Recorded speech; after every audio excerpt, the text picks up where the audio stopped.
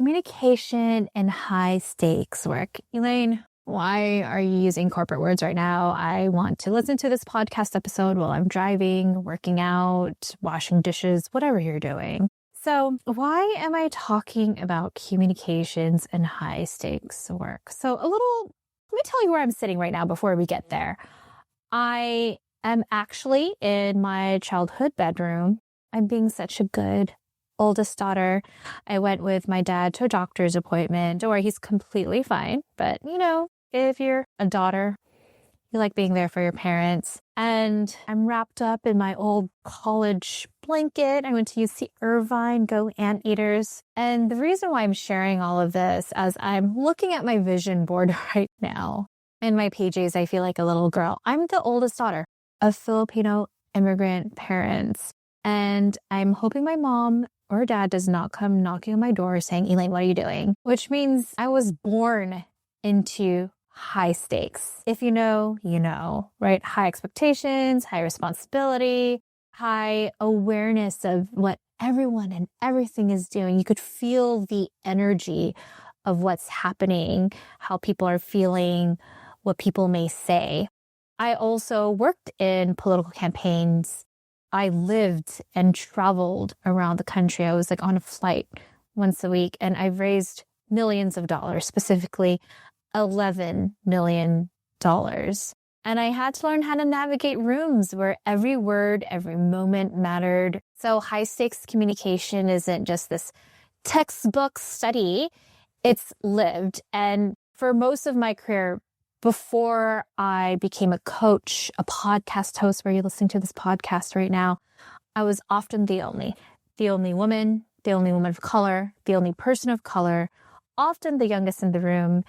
And yes, I'm Asian, so Asian don't raisin, but often always perceived younger than I am and not with as much experience. And I'll be honest, knowing that, right? Consciously being aware of the unfortunate subconscious bias. It's why I showcase my 300 plus client reviews, and I continue to share it at elainelu.com/testimonials. And here is what I have learned. I am not responsible for educating people from their unconscious bias or misconceptions, but I am responsible for how I respond, and that's power. A lot of leaders come to work with me because they can always feel and sense that tension too. And when rooms get messy, high stakes, something shifts. And I just wanted to do this podcast because I've been hearing this trend of a lot of leaders coming to me wanting to work with me. Here's some exact quotes I wanted to share so that you know you're not alone. There's probably a reason why you clicked on listening to this podcast episode. So last year, I had a utilities company reach out to me and say, hey, we're looking for a dynamic, interactive, and skill-building workshop that will strengthen our members' communication and presentation abilities in professional and public settings. And then I had a leader at a very well-known tech company you would know. I'm not going to say the name. I also, unfortunately, had to turn them down just because I am going on vacation and the retreat dates don't work. But they were sharing with me that their senior managers and directors are presenting more frequently to executive leadership and navigating complex, sometimes contentious discussions, and they'd like to invest in their communication presentation skills. Then if you're a small business owner, you might relate to what this business owner shared. I want to have more meaningful connections in the work environment, organize complex ideas and articulate them concisely, and have my words hold more weight. And one more, another leader from the nonprofit sector. I want to grow into a leader who leads with both strength and heart, deepen my executive presence, stay grounded in challenge while inspiring others through empathy and clarity. All of them, different industries. But here's what they all want. Sure, they have shared all their corporate jargon, but what I'm hearing is they're needing help with confidence, clarity, executive presence, influence, the ability to manage difficult conversations, and how to use their words and their body language to be well respected. So in this episode, I'll be sharing tips. I'll be sharing scripts. You're going to want to take notes, and you're going to want to grab your coffee, tea, or boba. So let's drop the beat.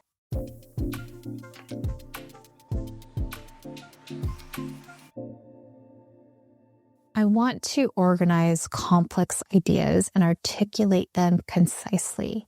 And this is where a lot of high performers struggle. I also think, unfortunately, because of social media, aka video edits, we see people respond right away. But the reality is that there are video edits and people are pausing. And our brain moves really fast, right? We see nuance, we want to connect the dots. But remember, respect is gained through clarity and not complexity. So with my conscious conversations framework, I teach context to core message to why it matters. And I want to remind you, be okay pausing, letting someone know in a calm manner, hey, I need some time to process this. And then sharing. Maybe context is there's a deadline that's approaching and you want to let them know, hey, as this deadline is approaching, it doesn't seem like we are not fully aligned. Then the core message, we need to get on the same page today. Why it matters? Because if we miss this, we risk losing this contract and damaging credibility. Then stop.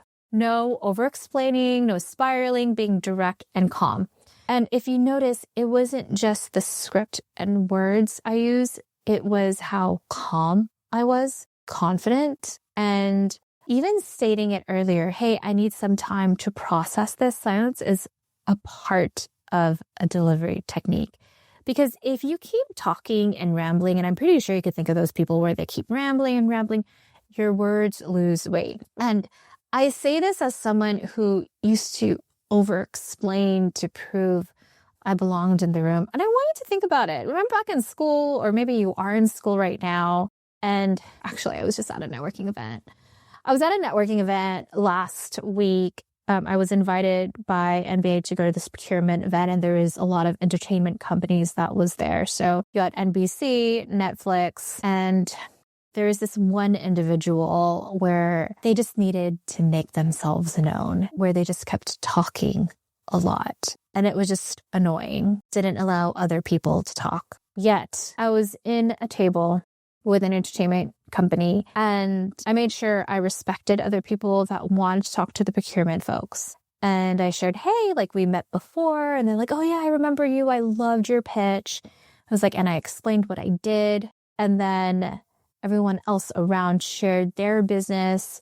And I was mindful of everyone else. I was like, hey, I have a question. And one of the questions I asked, how often can we follow up with you if there is RFP that's out? I think it will just be helpful for all of us. And this individual just kept talking and talking. It was just annoying. And I say this because being short and concise is powerful enough. Being mindful of other people when you're networking and connecting is also powerful. And I get it. Sometimes when conversations get difficult and contentious, we want to yell. We probably have grown up in households where yelling was a way for us or other people in our family to get what we want. But in a work setting, different. There are many times where I've wanted to yell to colleagues, but I'm like, okay, let me stay calm and focus on the goal. What is the goal here? Reminding them what the goal is and then what are next steps we could do. So there was that nonprofit leader who shared, I want to lead both with my strength and heart. And maybe you feel this too, right? You're carrying others' emotions too deeply, absorbing stress, internalizing missteps. Something goes wrong at a presentation and your first thought, oh my God, I failed. Well, what I want you to do is pause first. And instead of, so easy as humans, right, to go into self-judgment, ask, okay, what's the data here? What's the lesson? What's an adjustment I could do in the future? Basically like an athlete. High stakes leaders don't necessarily spiral. They adjust and adapt like an athlete. So for example, I was doing this yoga position in yoga class last week. Sorry if it sounds very LA. And I tripped and fell. And I was like, okay, what am I not doing right here? I'm like, oh, I'm not breathing right. I'm like doing short, but I need to, let me do a deep breath in, a deep breath out, being really calm, focusing on one thing. And you're probably like, Elaine, how does this have anything to do with high stakes conversations? So example is maybe this happened to me. I remember working with someone who was in finance and they had questions about numbers. And I like started going off talking about the vision and the mission. Like, wait, they don't care about this stuff. They care about the numbers. So let me talk about the numbers and what this means. Right. So I got into self-judgment where, oh my gosh, I'm just blabbing. Like, wait, who am I with? And how can I communicate to them in a way that they would understand and that's important to them so we can move forward? So I also want to talk about what happens when a conversation goes wrong. I like writing down, being curious. Okay, what actually happened, aka facts? And what am I making it mean? How am I interpreting this? Okay, so you might interpret it. There's a little self-judgment and ask yourself, what can you do next time? So facts, what actually happened? 2, what am I making it mean? Story. And then 3, how can I adjust and adapt? And I also want to talk about giving feedback. I get it. If you need to give feedback to someone and you're worried that it might hurt them, you want to avoid it. But avoidance is not being empathetic. So here's what I want you to try. You could use this quote or the script. Can you help me understand what happened here? And this works well when there's a mistake that happens. Then have them explain and then share with them your perspective. Here's what I'm seeing. Yet if this continues, it could lead to ABC. You're connecting the behavior to the impact. You're not attacking, you're connecting and going back. Like that is both strength and heart. All right, so what do we do if you can't meet a deadline? You don't disappear. You don't over apologize. You could say, we won't be able to meet this deadline because of X. If we rush, here's the risk. And I recommend we adjust to ABC. It's clear, calm, forward moving. Leaders lose credibility when they hide delays. But as a leader, you build credibility when you communicate early and clearly. So you're like, wait, what did you just say? I'll replay it. We won't be able to meet this deadline because of X. And if we rush, here's the risk, ABC. I recommend we adjust to DEF. And if you tend to carry other people's emotions too deeply, a good question to ask yourself, is this yours to hold? You can be empathetic without being responsible for everyone's emotional state, but your job is not to be a therapist. If anything, I mean, there's individuals that need therapy, including myself, including you, by the way, but you don't necessarily need to absorb it. And this just happened recently. I have a client where they feel like, okay, I'm being under-promoted, and we've worked a lot on influence. So something I've shared with them that I want to share with you, influence is built through structured messaging, clear recommendations, visibility in high-stakes conversations. So if you lack influence over key decision makers, I want you to really reflect and ask yourself this. Are you presenting recommendations clearly? Are you stating what you want? Are you building external relationships intentionally? Before any big meeting, I actually meet with people and like, hey, even people that maybe they have a different perspective from me. Like I see that this is really important to you. Can you help me understand? Because this is what I see. Doing that before big meetings is important. Also, networking well is not about talking more. It's all about asking better questions. I had this coaching session I did, and this leader was saying, I hate small talk. Well, I challenged them. I was like, what if small talk is a way for you to get data if you want to continue connecting with that individual? So instead of the typical, hey, like, what do?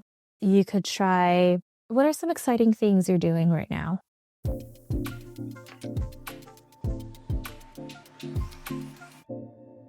I know this episode is so good. And you're like, how can I get more of this? Well, I have a newsletter that comes out every Thursday that's free, fun, and full of real talk. It's a live journal Zanga on leadership and life with actual scripts, behind the scenes stories, and lessons from mistakes I've made so you don't have to for work and life. Just go to elainelou.com/join. That's ELAINELOU.com/join.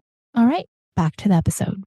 And sometimes here's what happens. They start talking about themselves, and that kind of gives you an idea of like, okay, they're full of it. I don't want to talk to them. Or they might share something really interesting. Like I had this person share, oh, I'm going to work on doing my scuba diving certification. And then I shared, oh, I did scuba diving for the first time. And that allowed me to connect with that individual in a human basis. So I know I'm talking about like an easy networking. So I want to give one more example when it comes to high stakes conversations. So I want you to reflect and this is going to be uncomfortable, I know, but what are complex discussions you're navigating right now? And not just your work life, but your personal life. What are they? And what do you know about that individual? What will help them move forward? What are words? What are things you can mention?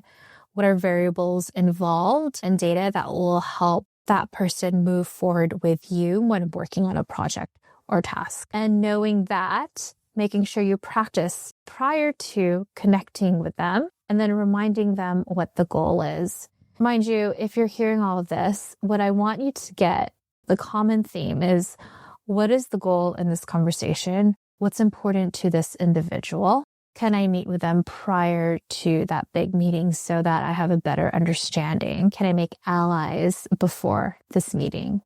And it's I mean, if you've known me for a while, it's exactly like sports. You're practicing with your teammates before the big game. And I say this because the Olympics are on right now. You know what your strengths are, your weaknesses on. You're watching the videotapes before the big game. And yes, I've actually told my clients this even before meetings, hey, you have Zoom, you have Teams. Before you have that contentious meeting, I want you to videotape yourself. Be prepared for what they may say. You've worked with these people before. You know what questions they're going to ask you. Prepare for your rebuttals. And that's how you become better. Another thing is making sure that you stay calm, collected. You're breathing. Breathing allows you to stay calm. And I mean, that is what to do with high stakes conversations. Like, oh my gosh, Elaine, you are making this sound so easy. But as I share my conscious conversations framework, I want you to pause and breathe and practice. And after each conversation, reflect what worked, what didn't, how can I adapt and adjust?